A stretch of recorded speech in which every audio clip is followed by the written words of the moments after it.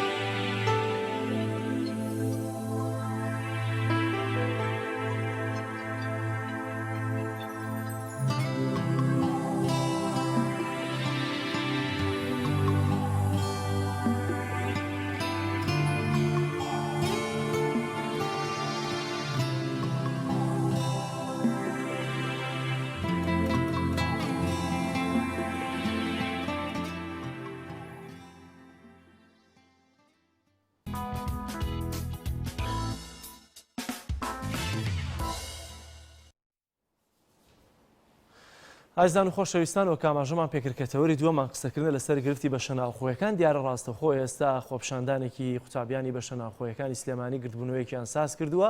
دەچینە لای پامنێرمان ڕامیار عوسمان ڕامیار سڵاوی خوا لێ بێت و ئەم کاتت باش دەمەوێت بزانم زانیاریەکان چین ئەمڕۆ بەگشتی لە شاری سلێمانی و بەتایبەتی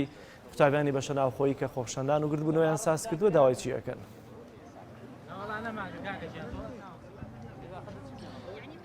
بەڵە سڵاوی خواتان لێبێ بەعینتان باش جەلال مێستا لە بەردەم پەیمانگەی تەکنیکی سلێمانی دیارە ژمارێک لە قوتابیان لەبەر دەم پەیمانگەی تەکنیکی سلێمانی گردبوونەوەیەکی ناڕەزاییان ئەنجام داوە دیارە داواکاری ئەوان لە بەرامبەر پێنەدانی بە شەناوخۆیی ئەمساڵ وەکو خۆیان ئاماژەی پێیەکەن ئەمساڵ تاوەکو ئێستا بە بیانووی هەبوونی کۆرۆنا و دابینەکردنی ستافی خزمەتگوزاری لە بە شەناخۆیان پێ نادرێ بۆیە ئەوکو خۆیان ئاماژەی پێیەکەن ئەوان لە شارەکانی تری دەرەوەی سلێمانیەوە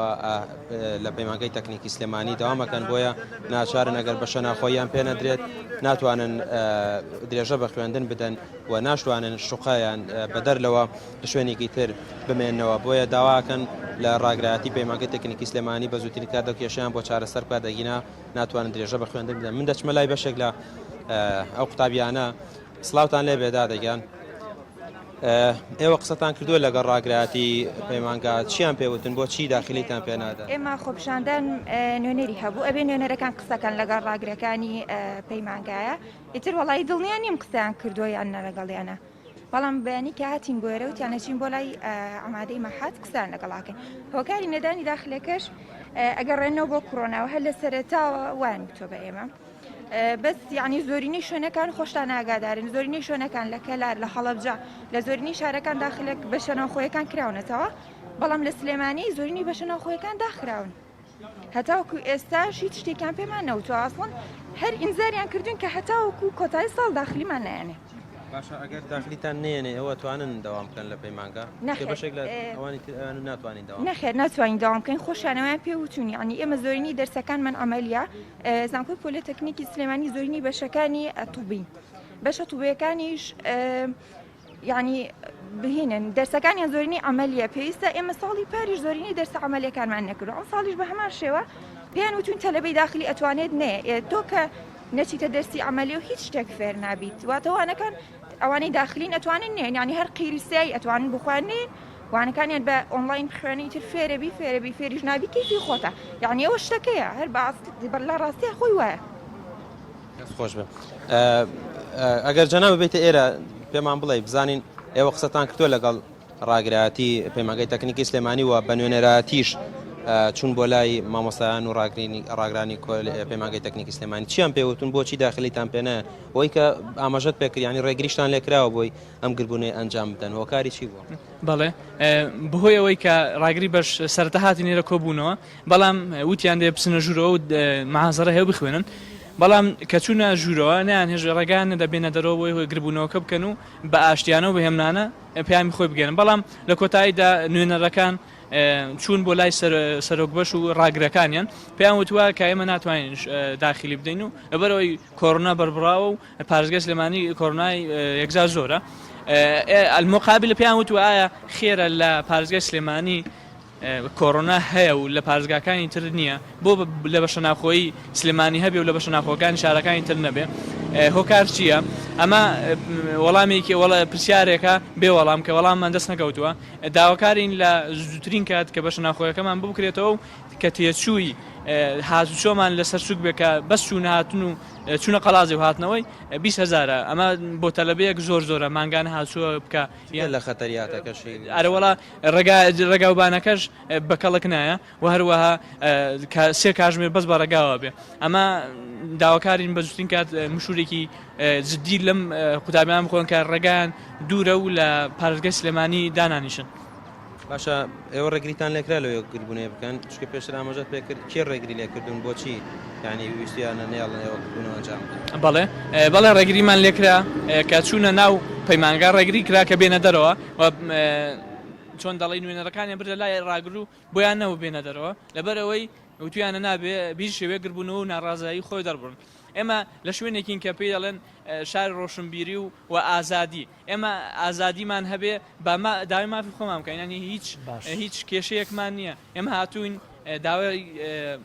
مافێکی سەرەتایی خۆمان دەکەین کە بینەوە ناو خوێندن و ناو کەمپەس بخوێن و لاو بەش ناوخۆیدا بمێنەوە. بەڵێ دەست خۆش بێت. جەلال ئەمە داواکاری بەشێک لە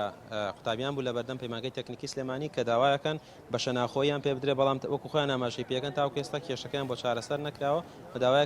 داوایەکەن لە ڕاگرایەتی پەیمانگە بە زووترین کات ئەم کێشەیان بۆ چارەسەر بکەن. بەڵێ زۆر باشە ڕامیار سپاس دەکەم دیارە تەوەری دووەمی پەیامی ڕۆژیش تەرخان کراوە بۆ بابەتە بزانین گرفتیان زیاتر چی هەیە چارەسەرەکان چین و گرفتەکانی ڕابردووش کە هەیەیان بۆ لە ساڵانی ڕابردوو بۆ ئەم ساڵ چۆن چارەسەریان دەکەن بۆیان سپاس دەکەم ڕامیار کە لە سلێمانیەوە لەگەڵ مابووی. بینەرانی عزیز دەچمە دوهۆک میوانێکی تایبەتم دەبێت کەویش بەڕێز مامۆستا نێچیروان عەبدولخالقە قسە و گفتوگۆ لەسەر ناسەقامگیری پرۆسەی خوێندنی ئەم ساڵ دەکەین. مامۆستا زۆر سپاس بەوە دەرفەتە دەمەوێت لێەوە دەست پێ بکەین و بپرسم ئەو خوێندەی کام ساڵ دەستی پێکردووە لەلایەکەوە کۆرۆنا لەلایەکی دیکەوە بێموچەیی و دواکەوتنی موچە و خەریکەوای لێتەوە بڵێن ڕۆبع موچەش و لەلایەکی دیکەوە بە تایبەتی لە دووهۆک و ناوچەکانی ئێوە ڕاوەدونانی مامۆستا و دەستگیرکردنی مامۆستا لە ژێر ناو و پاساوی جیاواز ئایا ئەمە تا چەندە ئەم ساڵ دەتوانین ناوی بنین ناسەقامگیری پرۆسەی خوێندن؟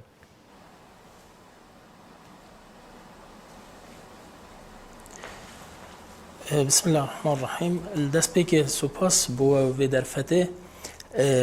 ڕاستی ئەم هەمی کوردستانێت ناڵینش وان بڕیاریت کو شنشکێکی vêtênedan ji lay Wezareta Perwerdê ve rastî kartêkirina xwe zor heye li ser hemî layê prosesa perwerdê em bes em şên herêkê ji layekî ve behs kein an ku em bêjîn kartêkirina xwe heye ser qutabî cida ye kartêkirina xwe heye ser prosesa perwerdê cida ser civakî cida an ku herêkê pitir bara xwe ya wergirtî ji van biryara. زۆر باشە ئەمە با سەرەتا لە ناوچەکەیەوە دەست پێ بکەین لە دووهۆک و زاخۆ و دەوروبەری لە ئێستادا ئەم ناسەقامگیری لە پرۆسەی خوێندن چ جۆرە کاریگەریەکی دروست کردووە بە تایبەتی لە ڕووی دەرونیەوە لەسەر قوتابی و مامۆستایان چونکە لە ئێستادا چەند مامۆستایەکی هاوڕێتان هێشتا لە گۆشەی زیندانن. بەڵێ بەڵێ پڕاستی وەکی من بەرین کە ئاماژە پێگیری اگر ام بینج دست پێکی بحث القطابی بکەین یعنی اف نه آرامیال دف قطابیا پیدا کری گله کارت کرن درونوان کریه تایبت ام شین بیجین اف قناغت دوماهیه بو نمونه پولا ششه ناوندی قطابی چش خو نزانیتن جار دوام جار تراوستیتن نزانن ده منهج خلاص بیت خلاص نابید ده چه شوه بیتن اوش لای وان قطابیا و شلای دو دلیا قطابی و دم نزانیتن چاره سریا پروسسا خواندنی ده چلید اوه تشتاکی گله که پتر تأثیر درونویت کتن دیارده کادیا پیدا بوی امشین بیجین قطابیت ما گشتی قناغت دست پیکه یعنیش ایکه حتی 11 امشین بیجین اتکالیت اکیال دفعه پیدا بوی اش سالاپار یا دیار بوی قطابیت بجیتن ماده بوش خینم اما هر دی من ناجح کن آنکو پار خواندن دماهینه ها تو همی وکیل بجن شوی در بازبونه بو اوجی قطابی ولد کتن ایدی حزا خواندنه نبینیتن بیشتر دی ناجح به ماده بو چی زحمت بم اوه شلای کی و شلایکی دی و قطابی دم جداهیت بینیتن ناف برا قطابخانه حکومی و قطابخانه اهلی آنکو قطابخانه حکومی بو چی دی اینا گرتن قطابخانه اهلی دی دوام میکن اولی جداهیت پیدا بیتن ناف برا دو جورت قطابیات نفسی باجری دا اوش لای مگوتی کو کارتی کرناویل سر لاین درونی یه قطابیا بیتن زۆر باشە کاتە کاریگەریەکە جیاواز لەلایەنە دەرونیەکە بەسەر قوتابیانەوە ئایا چۆن کاریگەری لەسەر ئاستی زانستی دروست دەکات بۆ نمونە ئەگەر سیرکی لە سنووری هەولێر ڕەنگە زیاتر التیزامات بە خوێندنەوە هەبێ بەڵام لە سلێمانی التیزامات نییە و ئێستا دەبینین خوێندن بە ئۆنلاین و ئەلکترۆنیە لە کاتێکا دەزانین بەم شێوازە پرۆسەی خوێندن سەرکەوتوو نابێ و ڕخنەی تەواوی لێ دەگیری و ئیمکاناتی پێویست بۆ بەردەم قوتابیان نییە کەواتە لە ڕووی ئاستی زانستیەوە چه کاریگەریەک دروست دەکات؟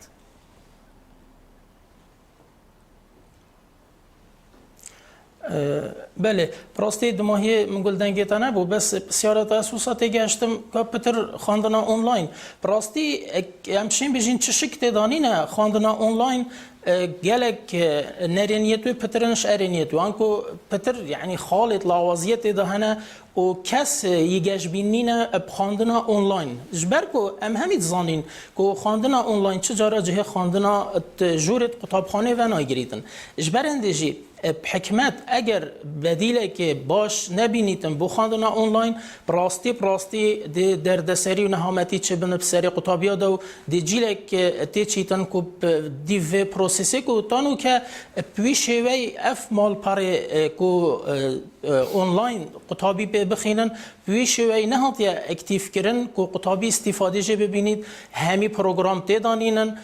قطابی بیتن کودتوانا گلک جارا ناوبن اپلوتکا زیده سر وان وی مال پری های قطابی نشن وکن او دهان خالد دیت لاوازیش بر هندجی چه جارا اف خواندنا آنلاین جهه خواندنا جورت قطابخانه و ناگریدن زۆر بە شما سەکاتە ئۆنلاین و قەیرانی دارایی و کۆرۆنا و ئەم شێوازی کە ئێستا دەست پێەکە یاخود ئەم شێوازی کە خوێندن ئێستا لەم ساڵدا جێبەجێ دەکرێت لە هەرێمی کوردستان ئایا ناسەقامگیریەکەی چه کاریگەریەک لەسەر ئاستی زانستی خوێندن بەگشتی دروست دەکات؟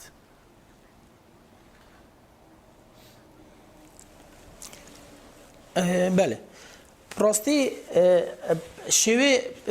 آستی زانستی وکی من برینو که گوتیتا گلک کارتی کرنا خواهی او همشین بیجین اگر هم بین خالا دویش وان بریارا کو ادبیتن گلک جارا اف بریارت وزارت داتن هر یک بشوی کی تدگهید هر ناونده که خواندنه هر کتابخانه که بشوی کی بخوش روفت کتن بو نمونه از دنمونه کی نم اف دماهیک بریارا وزارت دم بحثی شوی گروپات کتن هر کتابخانه شد بخو گروپات چکت و کتابیا بینت کتابخانه هر یک بشوی کی شروفت کت هندک کتابخانه گروپ چکرن و اکتیف کرن هندک کتابخانه دی اصلا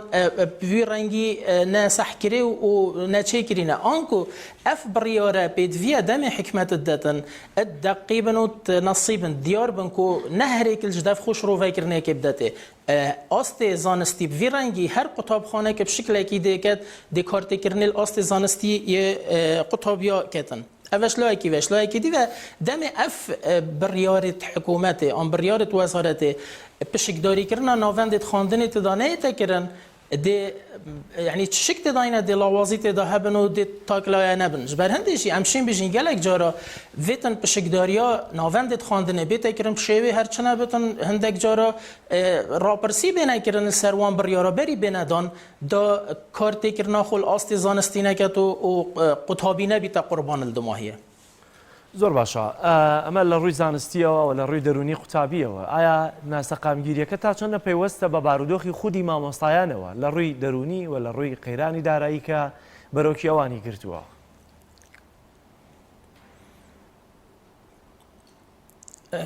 بله براستی او خالقا هر گرنگه لی ما گلک اشارت نداید چونکو همید زانن یعنی ماموستاجی ایکش وی جواکی قطابی ایکش اندام دوی جواکی دم ماموستا یه بسر و بر بیتن دم ماموستات مالا خدا بدویت جیان پیدا نکتن ماموستا ده چه شیطن وانا خود درست بو قطابی بشیتن قطابی هر روسا قطابی اگر قطابی بدویت خواندن نبن اگر قطابی مالاوی نشتن بوی تشته بدوی دابین بکتن یه قطاب خانش دفتر و قلم و وان تشته هنه دی قطابی چوا شتن درس خو خویندی چوا شت آستی زانستی پیش ببد جبرنده ما گوتی جواک گلکی گرنگه ات و پروسس داش برهنده البرچاف ورگرتنا وضع دارایی قطابی و یه ماموستای ده پتر و پروسس بسر اخیتن بلکو اف ظروفت نکم تدا در باسد بین نبوی رنگینت چه آستادا آنکو قطابی جدا یه بسر و بر بوی شلای خزانی و شلای آبوری و ماموستاجی ام همید زانین زۆر باشە لە ئێستادا بارودۆخی مامۆستایانی بەم شێوازە کە تێدەپەڕێت بە تایبەتی لە سنووری پارێزگای دوهۆک و زاخۆ و دەوروبەری دەمەوێت بزانم ناسەقامگیرە ئەمنیەکە بەرامبەر بە مامۆستایان کاریگەری دەکاتە سەر پرۆسەی خوێندنی ئەم ساڵ لەو ناوچەیە؟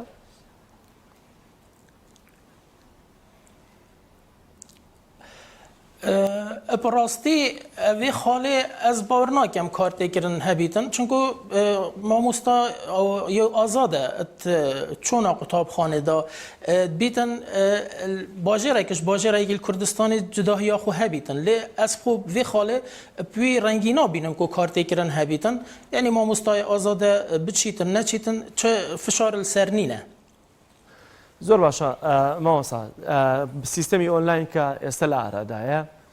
گرفتەکانی هەموو هەرێمی کوردستان بە یەکسانی دەگرێتەوە من دەمەوێت بزانم ئایا قوتابی دەتوانێت بەم شێوازەیە کە ئێستا لە هەرێمی کوردستان سیستەمی ئۆنلاین جێبەجێ دەکرێەوە دنیای گرفتمان هەیە چی لە زانست فێر دەبێ قوتابی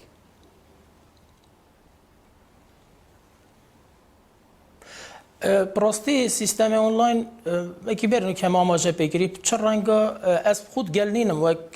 رأیامنا تایبت اجبر کو که مکاسیت و گلکن یعنی از دبونمونه باجر ما دوهو که بشم گلک تاخت هین بگشتی یعنی تاخی خری بیتن انترنت وان خزانه نبود بیتن مالت وانا هزار نشتن بو تلفون کا بجن باج بو بکریتن بشیتن وی سیستمی بخینیتن هر وصا اف سیستم بخو یعنی ما مستاد بیتن نشت و مال پریوکتو چه نزانت ایدی قطابی دی چاشتن وی مال پریوکتو زانت چته ده هیج برندشی گلیامه گلک جاره هیل سر حکومت دم اف مال پر ایوانه وکری و سیستم آنلاین پیدوی بو هندک خول تایبت وکر بانه بونده ما مستا اف ما مستایت چو بانه قطاب خانت خواشی بو ما مستایت خو اف خوله وکر بان دا بشن وی سیستمی انجام دانیشا قطابیت خوشی بدن اگر ما مستانه زانت دی چاو قطابی زانتن وی مال پری وکد جبر هندجیک سیستم آنلاین زور کمو کوریت تدا هین و چه جاراجیک از بجم سرکفتن نا این جبر هنده حکمت اگر ویرانه گهیتن زور کارتی کرناوی ده هبیت السر پروسس خواندن تفصیل ده. کاتم حکمت دبیت چی به بخرج بکرید بدریت با اویکا گرفتکان چهار سر بکری و که سقامگیری با پروسه خوندنی هم سال بگرده توا.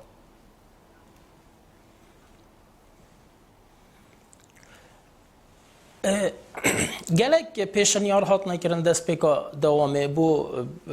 پروردت قضایا کو واجد انجام دا بو وزارت روانه کردن جبر هندجی من برینو که خاله که اماجه کرد دم وزارت بریارت دتن بشکداری کردن ناوندت خواندن تداب کردن بلکه ایوان هنده پلان هبند باش بن استفاده جب کن بو نمونه هنده که پلان هات ندانان کو دروجات قطاب خانه بین وکرن آن بین سیستم گروپا کو بشوه که و ثابتن کو پیوندی گل قطاب خانه ها بیتن یعنی هر چنه بت روزه که یان دروجا بس اگر بفرنگی بیتن کو بس قطابی المال بیتن باشه قطابی چه زانتن چند منهج هات یا گوتن ده امتحان چوا ایتکرن کنگیه بدویه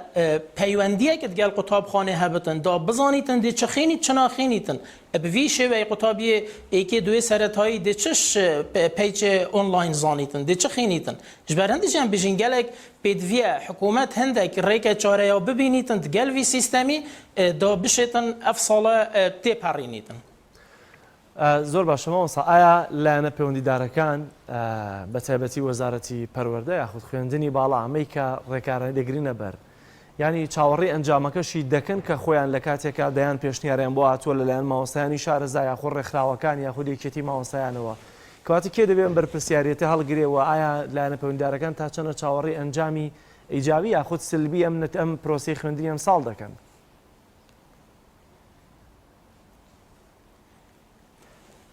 از حکیت بسیار دوباره کرد با من باشته نگهشتم. کی بەرپرسیارەتی ئەنجامی پرۆسەی خوێندنی ئەم ساڵ وەردەگرێ و ئایا لایەنی پەیوەندیدارەکان بۆچی گوێ بۆ پێشنیار و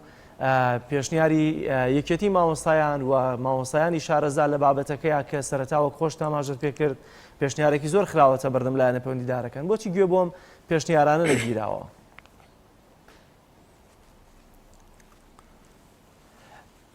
از بیشم کی برپرسیاره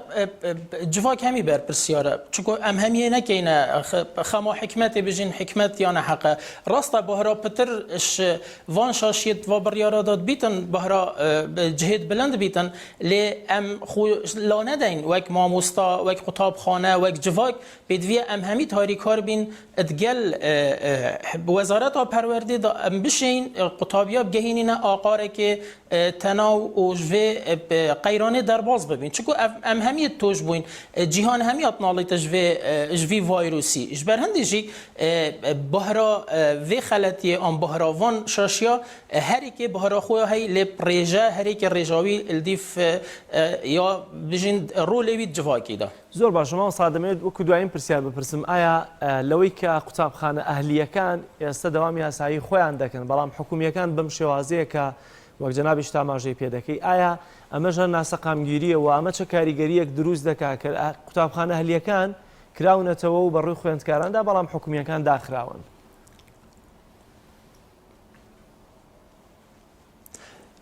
بله من برای که آماجک بگیر که گویی دم قطابیت بینیتن قطابخانه اهلیت وکرینه و دوامت کن و چون بوی زور نخوشت بیتن دی بیشتن بوچی هم قطابخانه حکومی دوامنا کنیت اهلی الوری ده هزره که تکرن که همی و هزره دکن ام جیل گل قطابیاجی که اف قطابخانه عیالت زاروک زنگینانه و دولمندانش برندشی از همی دمات بشن پیدویه دم حکمت بریاره که دتن لازمه یا گشتگیر بیتن سر همی قطابخانه بچیت سری بلام نبیشین آوانا جه هی و اوچن مثلا دیرات یا جواکیت نوورا خدا پارزن مادم بریارت حکمت هات ندانان لازمه سر همی قطابخانه پریو بچن داچه جداهیت نوورا تخت جواکی دانه چه بیتن زۆر سپاس بە ڕێسما وسا نێچیروان عەبدولخالق کە لە دووهۆکەوە لەگەڵمان ئەوەی سپاس دەکەین مامۆستاگیان ئەزیزان و خۆشەویستان ناوبڕێکی کورت وەردەگرین و لەگەڵمان بمێنەوە دێنەوە خزمەتتان تۆپ ئارت تاکە بریکاری تۆڕی میدیایی کۆمەڵ بۆ بەرهەمهێنان و بڵاوکردنەوەی ڕێکلام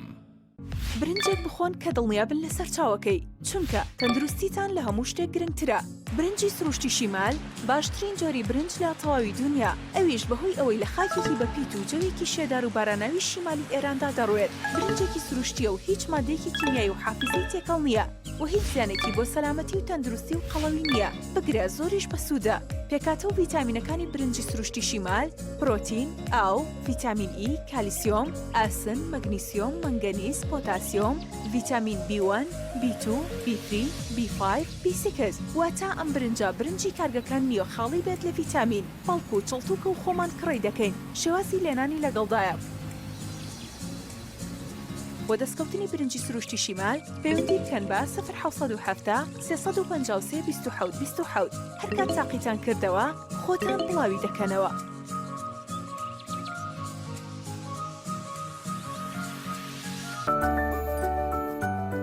ڕاستە هەستی دایک بوون زۆر جیاواز و چێژبەخشە بەڵام بەرپرسیارەتێکی قورسیشە ئەرچی دایک پاراستنی تەندروستی و گەشەکردنی منداڵەکەیەتی باشترین خۆراک بۆ منداڵەکەی شیری دایکە بەڵام لەبەر هەر هۆکارێک دایک نەتوانێت لە شیری خۆی بە منداڵەکەی بدات باشترین جێگرەوە کۆنفیلاکە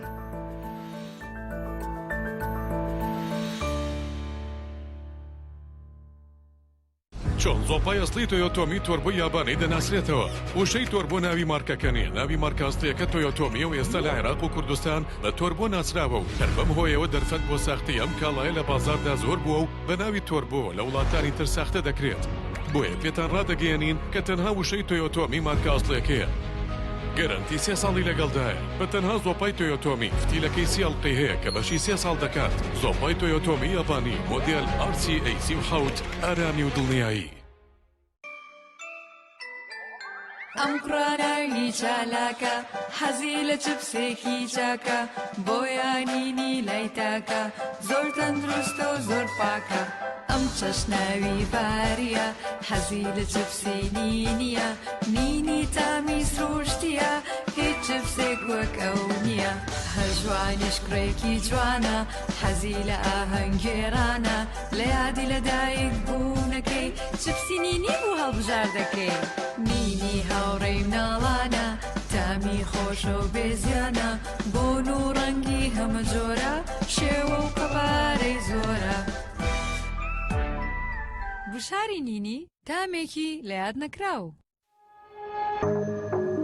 تۆپ ئارت تاکە بریکاری تۆڕی میدیایی کۆمەڵ بۆ بەرهەمهێنان و بڵاوکردنەوەی ڕێکلام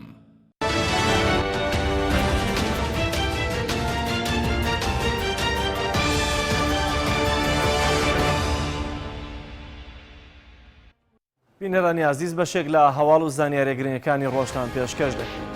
شەوی ڕابردوو هەڵبژاردننی سەرۆکایەتی ئەمریکا لە ویلایەتێکی باکووری ڕۆژهەڵاتی ئەمریکاوە دەستی پێکرد. زیاتر لە 250 میلیۆن کەس مافی دەنگدانیان هەیە.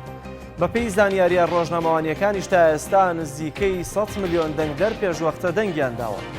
لە ویلایەتی نیو هامشێر کە دەکەوێت هاوپەڕی خۆرەڵاتی ئەمریکا یەکەم پرۆسەی دەنگدان بەڕێوە چوو. ئەمە و لە سێشەممەی یەکەمی مانگی 11ی هەموو 4 ساڵ جارێک هەڵبژاردننی سەرۆکایەتی لە ئەمریکا بەڕێوە دەچێت. هاوکار لەگەڵ هەڵبژاردننی سەرۆکایەتی هەڵبژاردن بۆ 435 کورسیەکەی ئەنجومەنی نوێنەران و 35 کورسی ئەنجومەنی پیران بەڕێوە دەچێت. ئێوارەی دوێنێ بەهۆی کێشەیەکی کۆمەڵایەتیەوە گەنجێکی تەمەن 25 ساڵ کوژرا و فەرمانی دەستگیرکردنیش بۆ کوژانی دەرچووە. وتەبێژی پۆلیسی دۆک لە ئەژماری خۆی لە تۆڕی کۆمەڵایەتی فەیسبوک بڵاوی کردەوە. ئێوارەی دوێنێ بەهۆی کێشەیەکی کۆمەڵایەتیەوە گەنجێکی تەمەن 25 ساڵ بە ناوی سعد عوسمان لە سەنتەری قەزای شێخان کوژرا. دوای ڕووداوەکەش تۆمەتبارەکان بەرەو شوێنێکی نادیار هەڵاتون. ڕاشی گەیاندووە بە بڕیاری دادوەری لێکۆڵینەوە و بەپێی مادەی 406 لە یاسای سزادانی عراقی فەرمانی دەستگیرکردن بۆ بکوژان دەرچووە. ناسنامەی بکوژانیش لەلایەن هێزەکانی پۆلیسی دهۆکەوە تۆمار کراوە.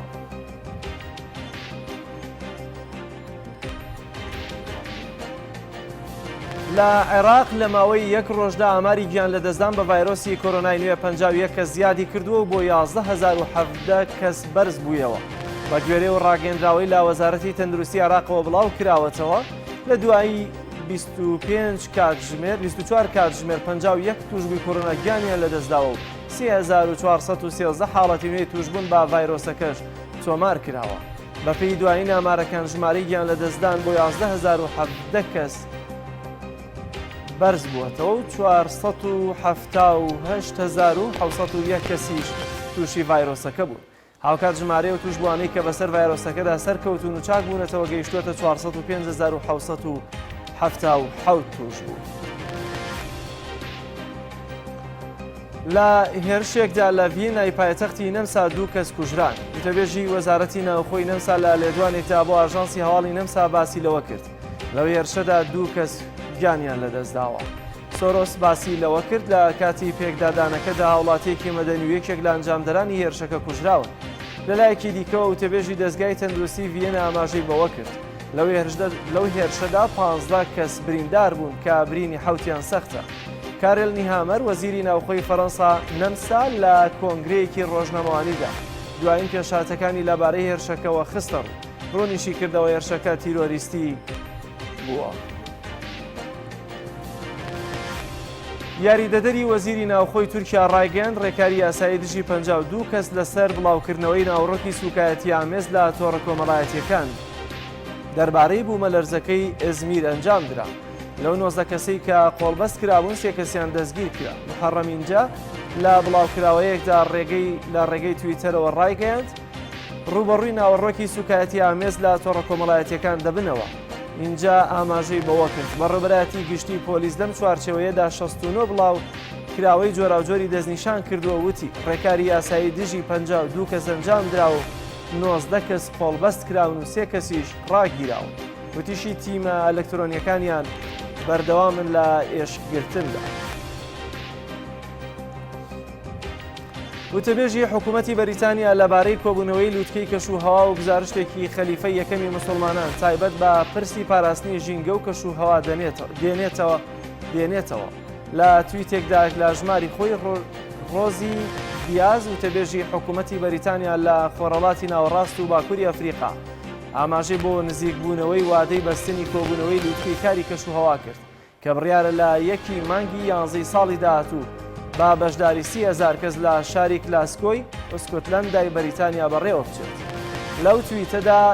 دیاوتەیەکی پێشەوە ئەبوبەکری سدیق خەلیفەی یەکەمی مسلمانان ڕزای خوای لێبێت بۆ پاراستنی ژینگە و کەشوهەوای هێناوەتەوە کە دەفەرمێت درەختی بەردار مەبڕنەوە، ئاوەدانی تێک مەدەن، درەختی خورما مەسووتێنن.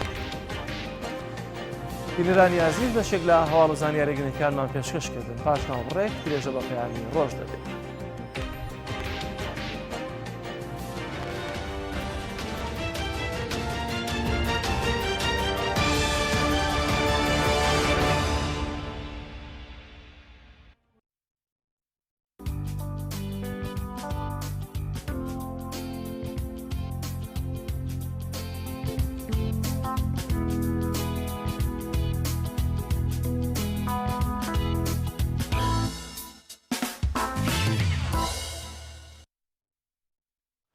بینەرانی عزیز دیارە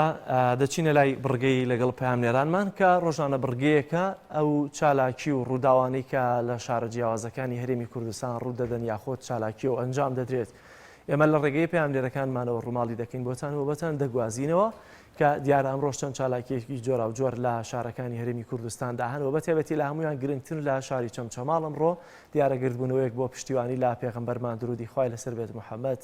ئەنجام دەدرێت کە لە ڕۆژانی ڕابردووشدا بەتیابەتی دوێنە لە سلێمانی و ڕۆژانی ڕابردوو لە قەڵاتزێ و لە گەرمیان و لە هەڵەبجا گردبوونەوەیەکی بەرفراوان بەڕێوە چووە بۆیە ئەمڕۆژ دیارە ئامادەکاری دەکرێت بۆەوەی کە گردبوونەوەیەک لە قەزای چەمچەماڵ بەڕێوە بچێت ئێمە دواتر زانیاریەکان لە ڕێگەی پەیامنێرمان جەلال جەباریەوە بۆتان دەگوازینەوە بەڵام دیارە زانیاری وەرزشیشمان دەبێت لە هەولێرەوە لەوەی کە بزانین پەیامنێرمان ئەمڕۆ چالاکێکی وەرشی هەیە وەروەها لە کەرکووکەوە جارێکی دیکە هەندێک زانیاری هەیە بۆیە دەچمە کەرکووک ڕاستەخۆ لای چیانووری چیا سڵاوی خوالێت لێبێت ئەگەر گوێت لەمە دەمەوێت بزانم زانیاریەکانی ئەمڕۆی کەرکووک چین. سلااوان لێ بێ سلااو لە ئێو لە بینەرانی کەناڵی پەیام دیارە ئەمڕۆ وەکو هەمیشە مامۆسایانی بەشی خوێندنی کوردی لە گروپی هەڵوێست هەڵدەسن بە ئەنجامدانی خۆپشاندانێک لە بەردەم نووسنگەی پەرلەمانی عێراق لە شاری کەرکووک دیارە داواکاری ئەوان ئەوەیە کە ڕاژەکانیان بگەڕێتەوە سەر ناوەند و ئەو داواکاریانەی کە لە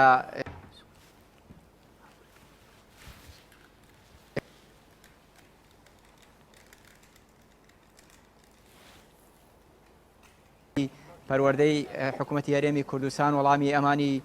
نەداوەتەوە بەو جۆرە ئایا ئەو لەگەڵ ئەوەیە کە ڕاژەکە بەگوازرێتەوە یاخود نابۆ سەرناوەند بەڵام ئەوەی کە گرفتە ئەوەیە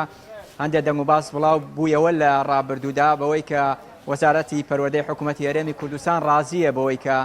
ڕاژەکانیان بگوازرێتەوە سەر بەغداد بەڵام بەبێ موچەکە بەبێ ئەو پارەی کە ئەو پارەی مامۆسایان لە بودجەی حکوومەتی هەرێمە ئەو پارەیە نەبڕدرێ حکوومەتی بەغا خۆی پارەکە سەرفکە لە بودجەی خۆی نەک لەو بودجەیە کە بۆ هەرێمی کوردستان کە پارەی مامۆسایانی خوێندنی کوردی و بەشی موچەی مامۆسایانی خوێندنی کوردی لە کەرکووک زیاتر لە 6 ملیارد دینارە. ئەمە لەلایەک لەلایەکی دیکە لە مانگی ڕابردوو وەفدێکی خوێندنی کوردی لە کەرکووک سەردانی وەزیری پەروەردەی حکوومەتی عێراقیان کردو دیارە لە سەردانەکەیان باسی کێشە و گیر و گرفتەکانی خوێندنی کوردیان لە کەرکووک کردووە لە ناویاندا لە چوارچێەوەی داواکاریەکانیان باسی گواستنەوەی ڕاژەی مامۆسایانی خوێندنیان کوردیان کردووە بۆ سەر بەغا. وەزیری پەروەردەی حکوومەتی عێراقی بۆ جۆرە وەڵامی داوەتەوە کە ئەو یاداش تێدەدا بە وەزیری دارایی وەزیری دارایی ئەو کاتە تاوتوێی دەکا بزان دەکرێت ئەم ڕاژەیە بە موچەوە بگوازرێتەوە سەر بەغداد یاخود نا ئەو بودجەی کە هی مامۆسایانە لە بودجەی هەرێمی کوردستان بەغابی بڕێتوبی خاتە سەر بودجەی خۆی و کاتە بینێریە بۆ کەرکووک ئەمە لە تاوتوێە لە بینی وەزیری پەروەردەی حکوومەتی عێراق و وەزیری دارایی حکوومەتی عێراق ئەگەر لە کۆبوونەوەی ئەنجومەنی وەزیران لە یادداشتێکدا هەردوو وەزارەت بیخەنە بەر دەستی سەرۆکی ئەنجومەنی وەزیران مستەفا کازمی تاکو بڕیاری لەسەر بدا بەڵام تاکو ئێستاەوەی کە زانیاریە هیچ بڕیارێک نییەوە گواستنەوەی ڕاژەی مامۆسایان بۆ سەر بەغداد مامۆسایانی خوێندنی کوردی تاکو ئێستا گیر و گرفتی لە پێشە تاکو ئێستا هەردوو وەزارەتی پەروەردەی هەرێم و ناوەند تاکو ئێستا ڕێک نەکەوتون لەسەر چۆنیەتی گواستنەوەی ئەو ڕاژەیە لەسەر ئالێتەکانی گواستنەوەی ڕاژەی مامۆسایانی خوێندنی کوردی بۆیە مامۆسایانی خوێندنی کوردی لە کەرکووک تاکو ئێستا ناڕازین لە وەڵامدانەوەی هەردوو حکوومەت و خۆپشاندان و ناڕەزای ئەنجام دەدەن دووپاتیشی دەکەنەوە ئەگەر بێت و وەڵامی داواکاریەکانیان نەدرێتەوە ئەوان بەردەوام دەبن لە مانگرتن و لە خۆپشاندان لە بەردەم ئەو دەستگایانەی کە پەیوەندیدارن بە گیر و گرفتی مامۆسایان. زۆر باشە چیاواتە لە ئێستا لەوێش مانگرتنی مامۆستایان تەنها کوردی هەیە یا بەگشتی پرۆسەی خوێندن هێشتا دەستی پێ نەکردووە و مامۆستایانمانیان گرتووە؟ تاکو ئێستا پرۆسەی خوێندن لە شاری کەرکووک دەستی پێ نەکردووە لە عێراق لە هەموو پارێزگاکان تاکو ئێستا دەستی پێ نەکردووە هەرچەندە وەزارەتی پەروەردە و لیژنەی پەروەردەی پەرلەمانی عێراق تاوتوێی ئەو ڕێوشوێنانە دەکەن ئەگەر بێت و قوتابخانە بکرێتەوە چۆن خۆپارێزی ئەنجام بدەن لە قوتابخانەکان تایبەت بە ڤایرۆسی کۆرۆنا بەڵام مامۆسایانی خوێندنی کوردی پێشبینی دەکرێت لەگەڵ کردنەوەی دەرگای قوتابخانەکان مامۆسایانی خوێندنی کوردی بەشێکیان مانگرتنان جام بدەن لەبەر ئەوەی ئەوان دووپاتی دەکەنەوە ئەگەر بێت و بەو دۆخەوە موچەی هەرێمی کوردستان دابش بکرێ هەرچەندە ئێستا هەندێکی ڕووگرفت بۆ دابشکردنی موچەی حکوومەتی عێراقیش دروست بووە بەڵام مامۆسایانی خوێندنی کوردی دووپاتی دەکەنەوە ئەگەر بەو جۆرە بێ کە موچەیان لە کاتی خۆ نەیاوە لێبەڕینەوە موچەی مامۆسایانی خوێندنی کوردی دابش بکرێت پێشبینی دەکرێت مانگرتن و ناڕزایی و بایکۆت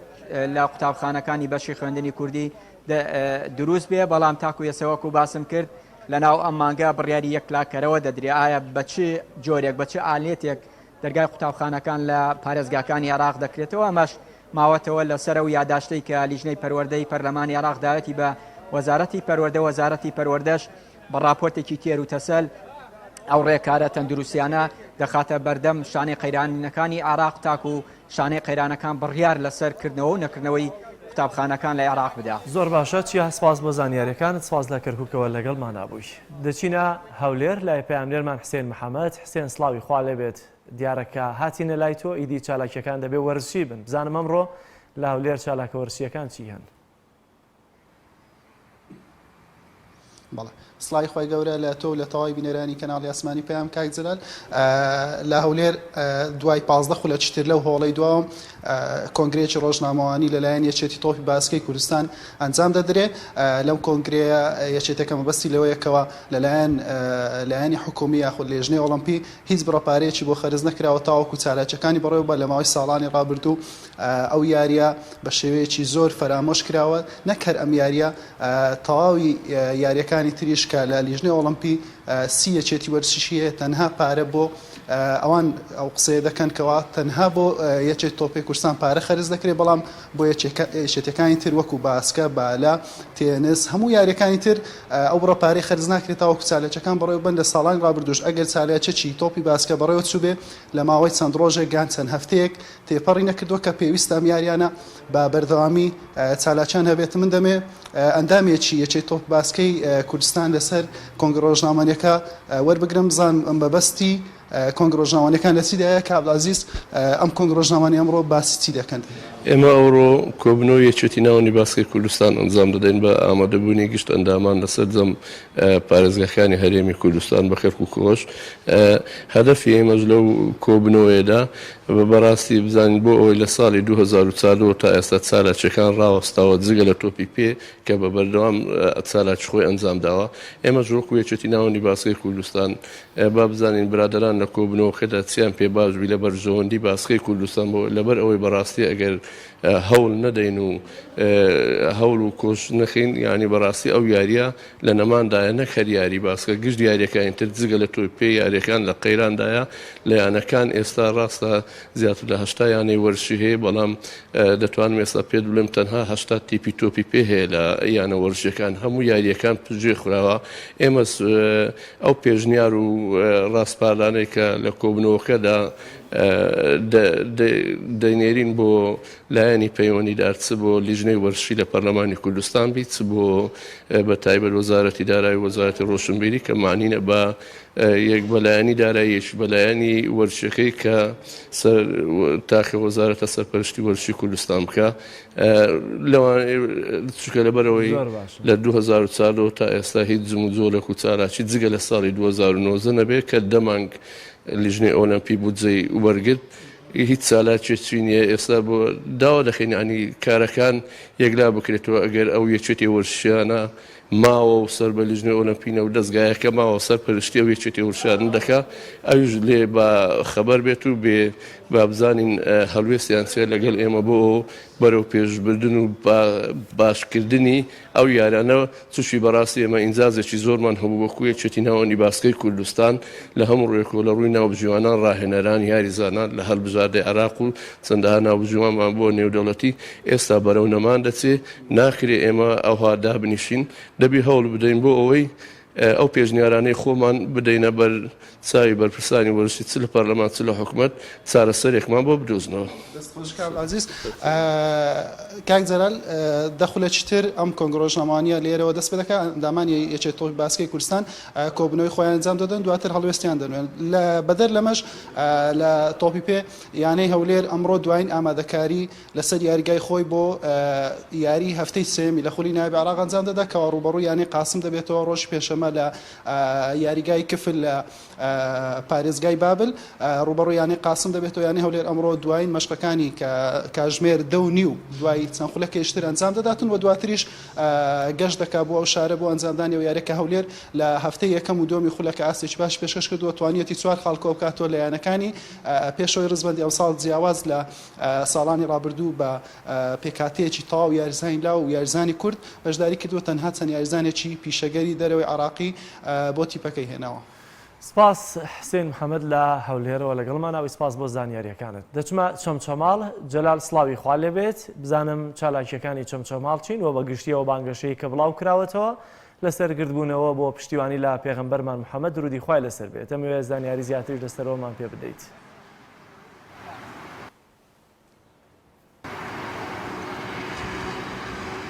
بەڵێ کاک جەلال سڵاوی خوای گەورە لە ئێوە و لە تەواوی بینەران و بیسەرانی کەناڵی ئاسمانی پەیام بێت لە ژێر دروشمی وەڕەفعنا لەکە ذیکراک و بە مەبەستی دەربڕینی هاوسۆزی و هاوخەمی و پشتیوانی بۆ پێغەمبەری خوا درودی خوای لەسەر بێت و لە درێژەی ئەو چالاکیانەی کە لە شار و شارۆچەکانی هەرێمی کوردستان بۆ پشتیوانی لە پێغەمبەری خوا بەڕێوە دەچن ئەمڕۆیش ئەنجومەنی چەمچەماڵی کۆمەڵی ئیسلامی لێرە لەم پارکە لە پارکی فەقێ قادر لە قەزای چەمچەماڵ بڕیارە مەراسیمێک بۆ ئەو مەبەستا بەڕێوە بەرێت. من بۆ کات و شوێنی مەراسیمەکە و ئەو چالاکیانەی کە لە مەراسیمەکەیە بەڕێوە ئەچن لەگەڵ بەڕێز مامۆستا کارزان تاهیر گفتوگۆ ئەەکەم کە سەرپەرشیاری مەراسیمەکەی مامۆستا زۆر سپاس بۆ ئامادەبوونت ئەگەر پێم بڵێ ئەم مەراسیمەی ئێوە ئامانج و مەبەستان چییە و کاتژمێر چەند بڕیارە بەڕێوە بچێت فەرموو. بەناوی خوای بەخشەندەی میرەبان اللهم صل على سيدنا محمد وعلى آله وصحبه أجمعين. دەستخۆشی بۆ جەنابتان و بۆ کەناڵی ئاسمانی پەیام. دیارە خەڵکی ئیسلام دۆسی چەمچەماڵیش وەکو هەموو مسلمانان لە ئاستی عالەمە بە پێویستمان زانی کە مەراسیمێک ساز بکەن کە وەکو کەمترین وەفایەک بەرامبەر بە پێغەمبەری خوا عەلەیهی سەلات وسەلام ئەو هەموو دڵسۆزەیە کە بۆ ئێمە نواندووە بۆیە بڕیارە ئەمڕۆ سێشەممە کاتژمێر 3 دوای عەسر لە پارکی فەقێ قادری هەماوەندی لە شارۆچکەی چەمچەماڵ مەراسیمێکی تایبەت بە پشتگیریکردن لە پێغەمبەری خوا عەلەیهی سەلات وسەلام ڕابگەێنێت سەبارەت بەو بێڕێزیانی کە خەڵکانیشی بێڕێز کردویانە لە ناو لە دەرەوە لە هەر شوێنەکە کە هەبوون ئێمەش وەکو کەمترین ئەرکێکە لەسەر کەمترین وەفایەک بۆ ئەرکێک کە لەسەر شانمانە بە پێویستمان زانی بەم پرۆژەیە دیارە ئەمە بەڕاستی ئەرکی تاکی مسلمانانی ئەم شارەیە و هەموو خەڵکی مسلمانی ئەم شارە خاوەندارەتی لێکات تایبەت نیە ئێمە تەنها ئەرکمان ئامادەکاری بۆ ئەم جۆرە مەراسیمە ئەوە ئیلا هەموو مسلمانەتەیە بەشدارن و داواکاریشن هەموو خوشکان و برایان مسلمانان ئەم شارەتەیە بەشدار بن. طبعاً ئامانجەکە ڕوونە بەم شێوازەی کە ئاماژەم پێدا بۆ ئەو کار و چالاکیانەی کە لێرە ئەنجامە دیارە مامۆسایانی ئاینی بەشدارە بن لە نواندنی ئەو ئەرکانی کە ئێمە وەکو مسلمان چیە لە سەرمان بەرامبەر بە پێغەمبەری خوا عەلەیهی سەلات لە ئێستا و لە داهاتووی ژیانمانە پێوی پابند بین و خاڵی دووەمەوەی ئێمە چۆن بتوانین بەرگری لە پێغەمبەری خوا بکەین عەلەیهی سەلات وسەلام ئەو ئاکارانە چی دیارە هەرە بێ بە شێوازێکی محەممەدیانە بەرگری لە پێغەمبەری خوا بکەین عەلەیهی سەلام بەبێ هیچ لە تەشەنوجێک و ڕەفتارێکە پێغەمبەری خوا عەلەیهی سەلات وسەلام پێی باش نەبووە لە شریعەتی پێغەمبەری خوا عەلەیهی سەلات وسەلام پێی باش نەبووە. بەڵێ ماوەستا لەم گردبوون و مەراسیمە تا چەند هەوڵتان داوە ڕێنمایە تەندروستیەکان جێبەجێ بکەن بە تایبەتی لە ئێستا کە مەترسی ڤایرۆسی کۆرۆنا هێشتا نەتوانین بڵین لەسەر کۆمەڵگە و لەسەر تاکەکانی کۆمەڵگە بوونی ماوە. بە تاکید ئەوە خاڵێکی ڕەچاوکراوە لێرە و لە هەر کۆبوونەوەیەکی تریشا کە پێویستەکە ئەنجام بدرێ ئێمە لێرە ئەوەی خاڵیەکەم عادەتەن ئەوەی کە پێوتێ سۆشیاڵ دیستانس و دووری مەودای نێوان تاکەکان چاوەکەی لە دانانی ئەو تەرتیباتی شوێنەکە و کورسەکانە و کۆمەڵگەی پزیشکی بەخشینی سپۆنسەری لایەنە تەندروستیەکەمان بۆکەن کە ئێمە ئەمڕۆ لێرە بە هەمان شێوازی ڕابردوو لە ئامادەکردنی مەسەن ماسک و موادی پاکیشکەرەوە ڕێنمایی تەندروستی تایبەت بە خۆپارێزن لە تەندروستی و دیارە ئێمە شوێنێکمان هەڵبژاردە و شوێنێکی کراوەیە پارکێکی دیارە کراوەیە و بۆ مۆزوعی هەوا گۆڕکێش حاڵەتێکی دیارە بۆی لە هۆڵەکانە نەمان کردەوە خااتریەوەی کە تەندروستی هاوڵاتیان لەم شوێنە پارێزراون بۆ ئومێدەوەی کە هەموو لایەکمانتەیە بەشدار بین وەکو کەمترین وفایەک بۆ پێغەمبەری خوا عەلەیهی سەلات وسەلام کە ئەرکی تاکی مسلمانانە وەکوتم ئەم پرۆژەیە هەمومان پێکە و خاوەندارەتی لەکەی نیت کەسێکی تایبەت نییە بەڵکو دەنا ئێمە ئەرکێکمان لەسەر بوو ئەدامان کردووە.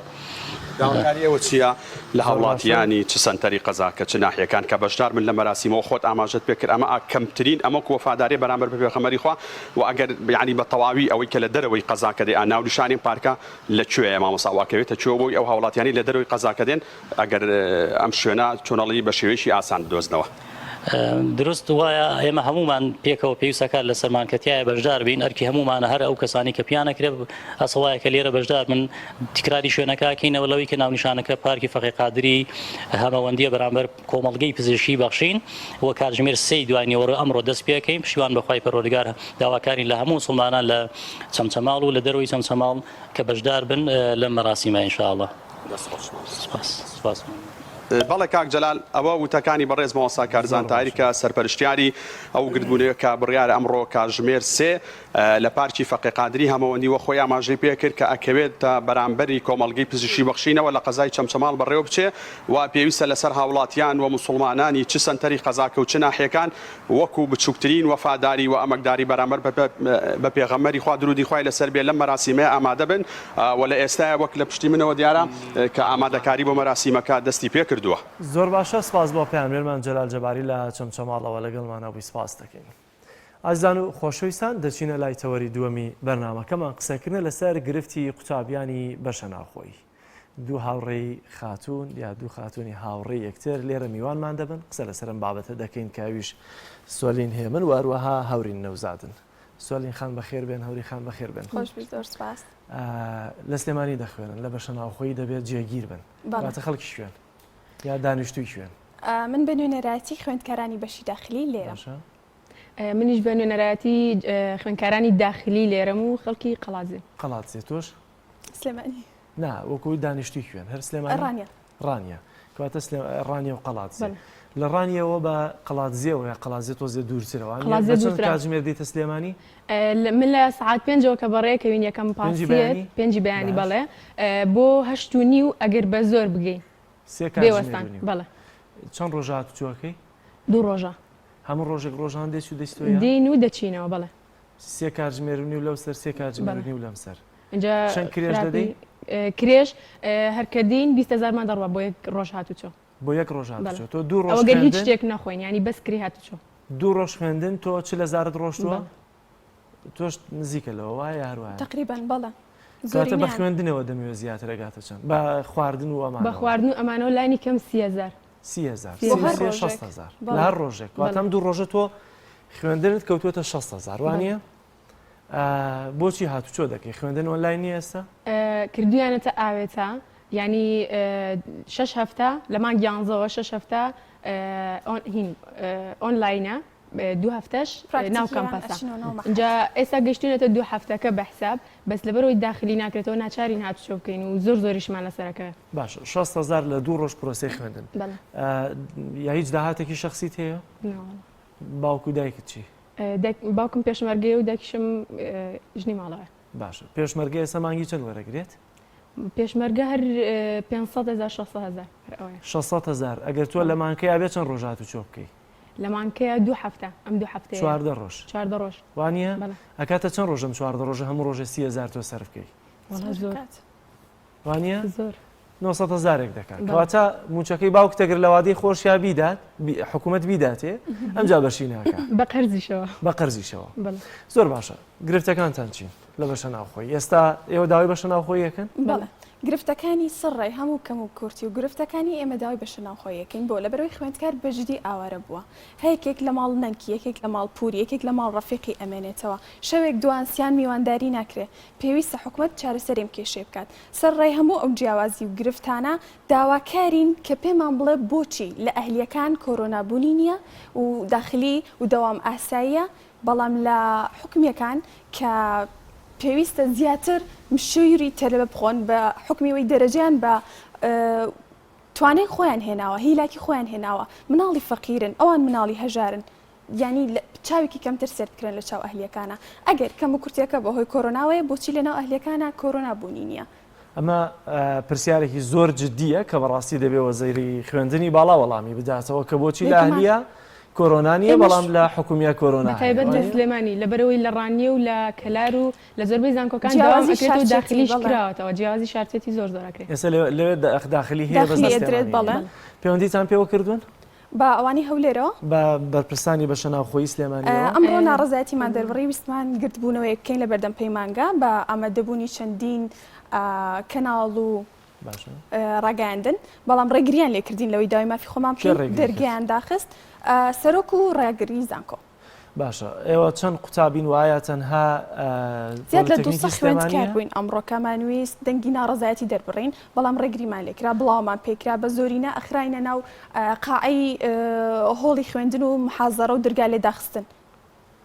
بەس تەنها مەحەدەکەی ئێوەیە یاخۆت هەموو زانکۆکانی سلێمانی بەشە ناخۆی دابش نەکەن ئەوەی ئاگادار سنووری سلێمانی بەگشتی وەڵامیان چی بووە بۆتان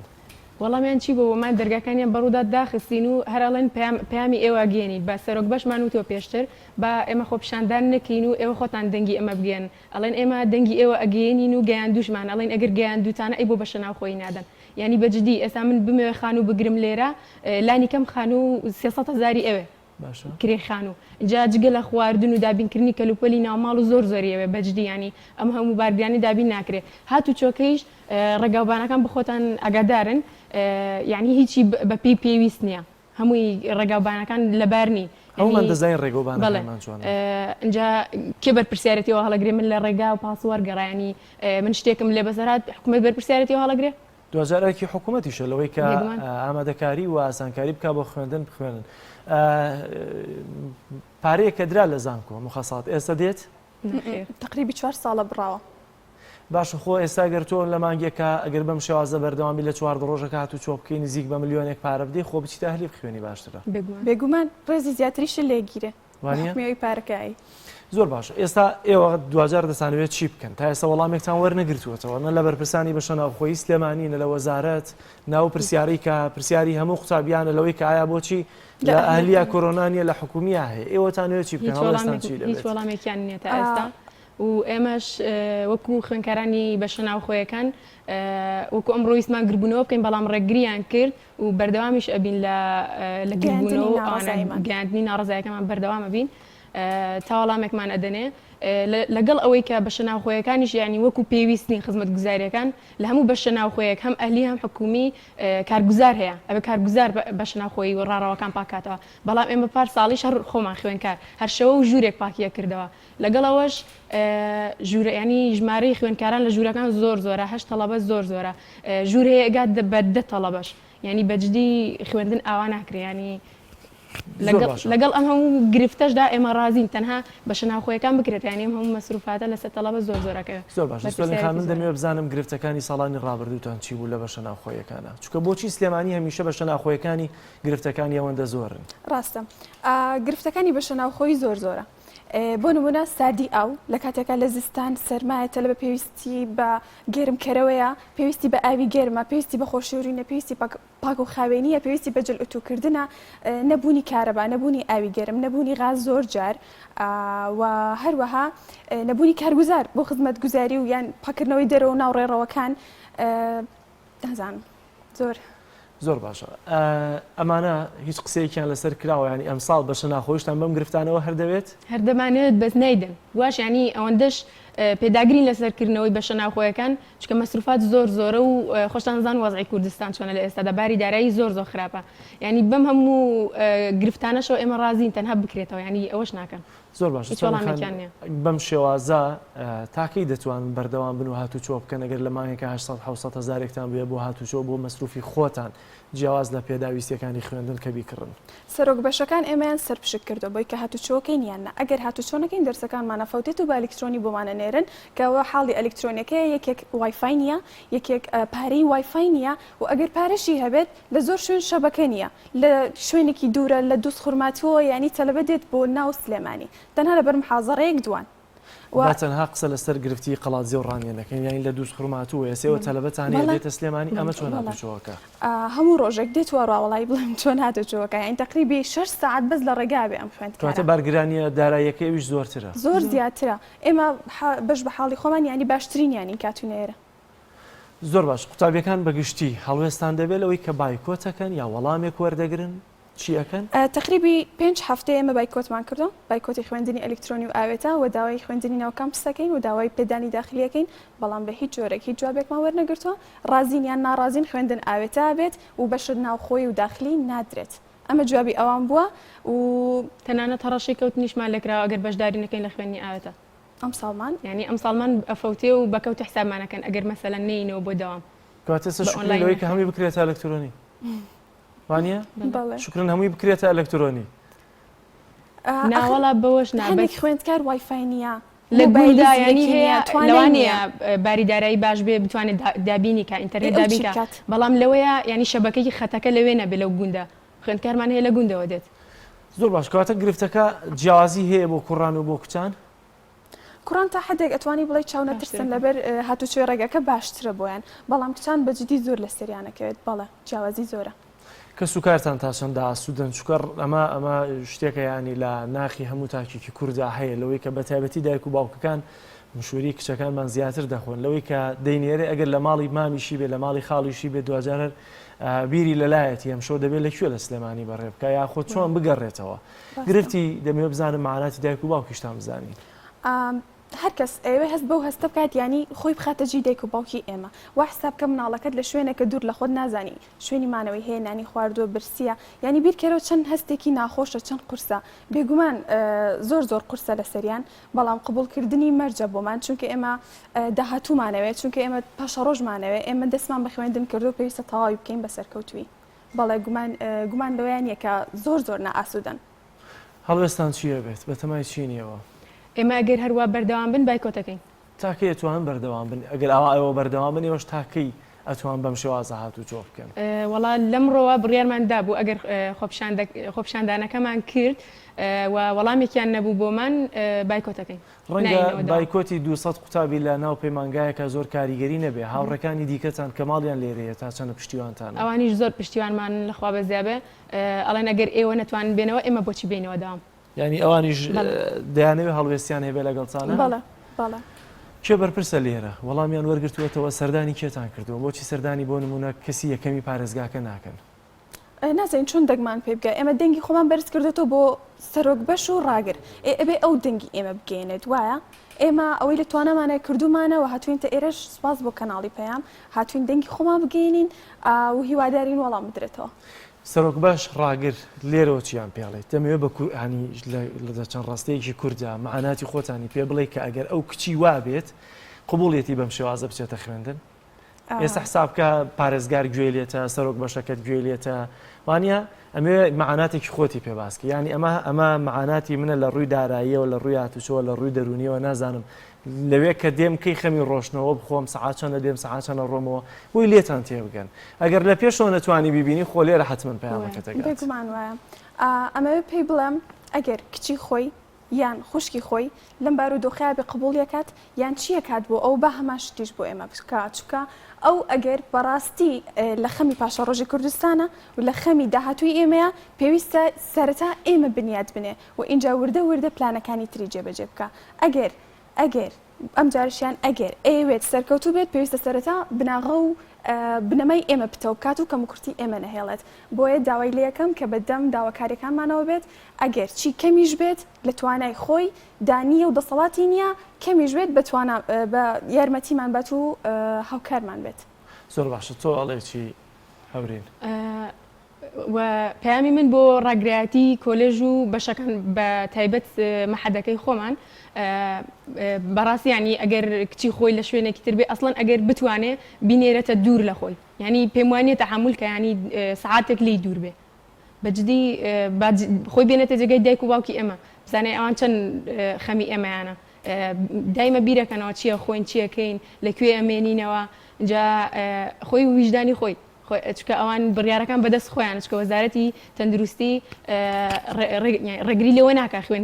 خوێندن بکرێتەوە بەڵام بڕێکارە تەندروستیەکانەوە ئێمە ڕازیم بۆی پابندی ڕێکارە تەندروستیەکان بین تەنانەت بەبێت کەمامە یەک تەڵەبەش نهاتۆ تەماحەت هەر هەمووی کەمامەی بەستۆ و پابندە بە ڕێنمایەکان بەڵام لەگەڵ ئەوەشدا وەڵامێکیان نییە بۆ ڕۆژی چەند جار دایکتان تەلەفۆنتان بووە کە بزانانتان خواردووە گەشتووە ناتوونەتەوە پێش ئەم بەرنامەیە قسەم کرد زۆر ڕێکەن بۆتەوە زۆر باشە ساڵانی ڕابردوو هەندێک گرفتان هەبوو ئەم ساڵش بم گرفتانەوە هەر ڕازیم بەشە ناوخۆیتان بدەنێ وانە ئەم جۆرە تەعاملەی لەوەی نەبوونی بەشە ناوخۆی و ئەم گرفتانەی کە هەتانە کاریگەری بەسەر خوێندنەوە جوانە کاریگەری زۆری هەیە تۆ سەرەتا پێویستە باری دەرونی جێگیر بێت ئەو شوێنێکی باشت هەبێ شوێنێکی گەرم فێنێک یان مێزێکی سایت هەبێ دیمەنێکی جوانت هەبێ تۆ چیتە ناو ژوورێکی داخلی کە زیاد لە 8 لە بیتایە شوێنی دانیشتن نییە نەک شوێنی سایی واز لە هەر هەمووی بینین ژاوە ژاو دەنگە دەنگ هاتوچوی نێوان مەڕەڕەکان بچووکی ژوورەکان کاریگەری زۆر زۆری هەبووە لەسەر ئێمە کە نەتوانین دەرەجە بەخواستی خۆمان بێنین و لە ئاستی هاوشارەکانە بین زۆر باشە نهاتون بە شەناخۆیەکانی دیکەی هاوڕێتان لە شوێن لە پەیمانەکان و زانکۆکانە یەک دەنگ ببن بۆی کە پێکەوە هەڵوێستی هەمانتانە بێت هەمووی ناڕازیە بەڵام ناڵێم ڕێگریان لێکرێت زۆر زۆر ڕێگریان دوجار دەتوانن ئێوە پێکەوە پەیوەندیەکەن تۆڕێکی پەیوەندی ئەمڕۆ تۆڕی کۆمەڵایەتی ئاسانە گروپێک دروستکەن و لەوەی کە پێکەوە یەک هەڵوێست بن هەمووتان چکە ئەو کاتە ئەتوانم بڵێم 3-4 زیاتر ڕەنگە قوتابی بە شەناوخۆیمانە بێت لەم شارەیە بەڵێ بێگومان وایە بەڵام وەکەڵام ترس کچەکان زیاتر ترسیان هەیە و کوڕەکانیش ئیهمالیەکیان هەیە بەڵێ ڕاستە ئەبێ ئەوە بکەین و ئەتوانین بیکەین زۆر باشە هیچ پامێکتان ماوە هیچ قسەیەکتان نێوە ماوە بیکەن لەسەر داواکاریەکانتان سپاس بۆ ڕێکخراوی قوتابیانی کوردستان کە هاوکاری ئێمە بوون بینە ئێرە و سپاس بۆ دەنگی پەیامیش هەرەوەنە زۆر سپاس زۆر سپاسی ئەوەش دەکەین کە لەگەڵمان نەبوون بینرانی عزیز دیارە ئێستا کە لە مانگی مەولود داین و بە تایبەتیش لەو چەند هەفتەیە کە ڕاگەیەنراوە بۆ پشتیوانی لە محەممەد درودی خوای لەسەر بێت لە چەمچەمان راپۆرتێکمانەیە کە ڕێکخراوی خوشکان لەوێ زۆر جار لە ساڵانی ڕابردوو بە تایبەتی کاتێکە چەند هەر منداڵێک کە لەو ڕۆژەیە کە لەدایک دەبێت دیارە ئەگەر ناوی محەممەدی لێ بنێن خەڵاتی دەکەن کە ئەم ساڵش دیارە ئەمە ڕووی داوە بۆیە دەمەوێت بچینە لای و راپۆرتەی کە پەیامنێرمان جەلال جەباری بۆی ئامادە کردوین با پێکەوە بینە بیبین.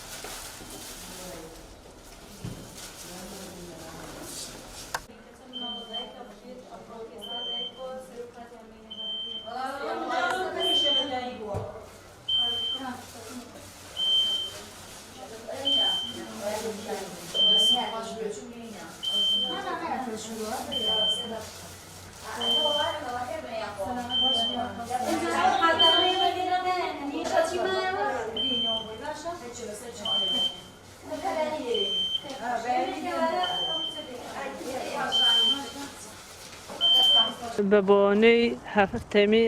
بۆنەی هەفتەی لەدایکبوونی پێغەمبەر صلی الله علیه وسلم بۆ ساڵی چوارەمە سەردانی نەخۆشخانەی مناڵبوونەکەین لە شاری چەمچەماڵ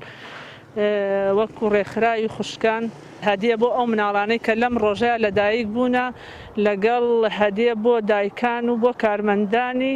ساڵەی ویلابوون بە عام بۆ هەمووی هەدێتێنین لە بەبوونەی لەدایکبوونی پێغەمبەر صلی الله علیه وسلم زۆر پێخۆشحاڵ بوونە بە بۆنەی ئەم هەدیە کە بۆیانمان بردووە زۆر سوپاسمانیان کردووە کە هەموو کارمەندانی خەستەخانەکەش ئینشاءالله بەنیازین لە ساڵانی ئایندەیە ئەم یادە دووبارە و سێبارەشکەینەوە داواکانی لە خێرخوازان و لە هاوڵاتانی دەبەرەکە کە یارمەتیمان بدەن ئێمەش بدوانین یارمەتی ئەو کەسانە بدەین کە لە خەستەخانەی مناڵبوونە بەشدارنیان کارمەندنیان ئەوەیە هەموو کارمەندەکان و کارگوزاران و ئەو کەسانێکی کە لەم ڕۆژە پیرۆزەیە مناڵیان بوو.